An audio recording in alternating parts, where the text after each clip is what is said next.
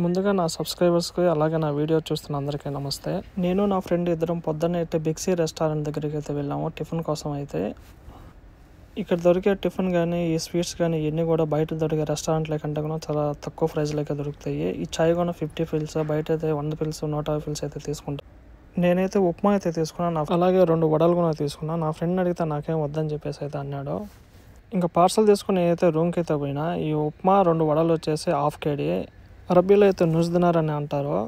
ఈ ఉప్మా ఈ వడల కాస్ట్ వచ్చేసి మన ఇండియన్ రూపీస్ చూస్తే 144 రూపాయలు అయితే అయ్యింది. ఇంక ఈ ఉప్మా క్వాంటిటీ వచ్చేసి ఒక మనిషికి అయితే చాలా ఫుల్ అయిపోతుంది.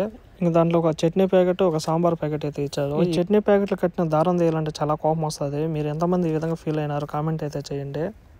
చట్నీ క్వాంటిటీ అయితే చాలా తక్కువ ఇచ్చినాడు. ఇంకా టేస్ట్ విషయానికి వచ్చే ఉప్మా మాత్రం సూపర్గా ఉన్నది. మీరు ఎప్పుడైనా ఈ సైడ్ వచ్చినప్పుడు అయితే ట్రై చేయండి. Thanks for watching. అలాగే మన ఛానల్ని సబ్స్క్రైబ్ చేసుకోండి ప్లీజ్.